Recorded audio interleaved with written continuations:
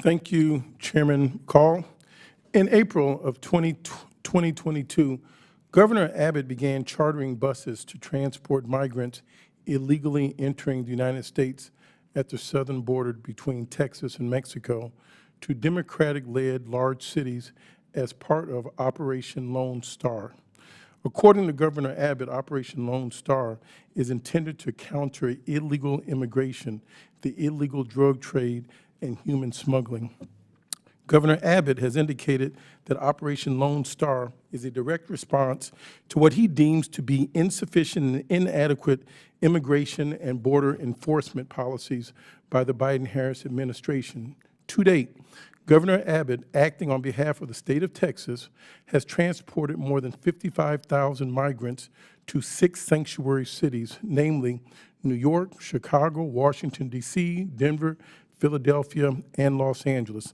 The city of Chicago, which is part that I represent, encompasses my congressional district, has received more than 23,000 migrants. And might I say you, it was 5 below zero on Monday morning in Chicago. Let me say that again, 23,000 migrants. On October 18, 2023, I sent a letter to the United States Department of Justice and the U.S. Department of Homeland Security requesting that each of these agencies launch investigations into the illegal activities of Governor Abbott and the state of Texas.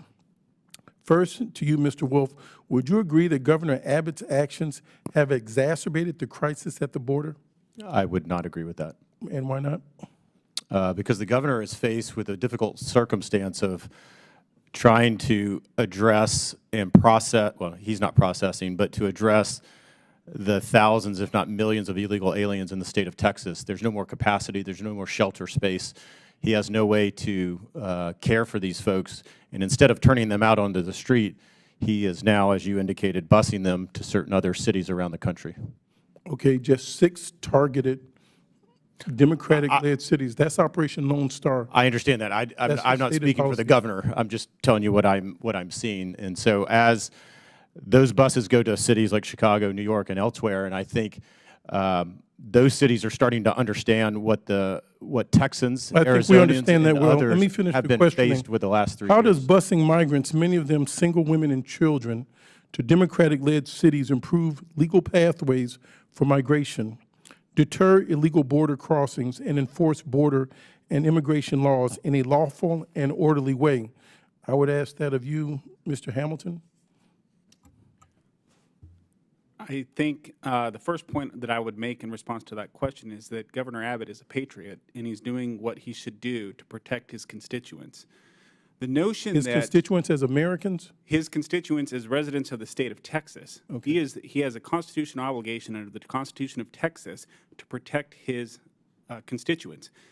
The notion that these tens of thousands of people wouldn't also, maybe in smaller numbers, but wouldn't also be coming to Chicago, into these other cities on their own accord or through the assistance of NGOs and other organizations is false. I mean, they would eventually get there.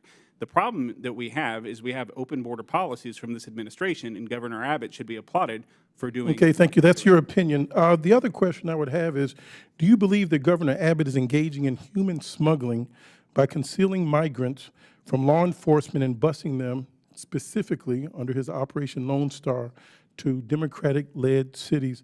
That's to you, Mr. Isacson. I would only call it human smuggling if the migrants had no choice about whether to go to the buses. Most of the time, they're in a border city. They've just been released from Border Patrol custody.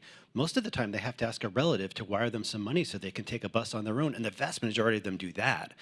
Governor Abbott is saving their relatives money by helping send them to those cities. If I had to change something strongly about what he was doing, the worst thing he's not doing is not coordinating with the mayors and all the other local authorities in the cities on the receiving end so they could at least know who's coming rather than just dumping them there. I yield back my time. Thank you very much for your participation.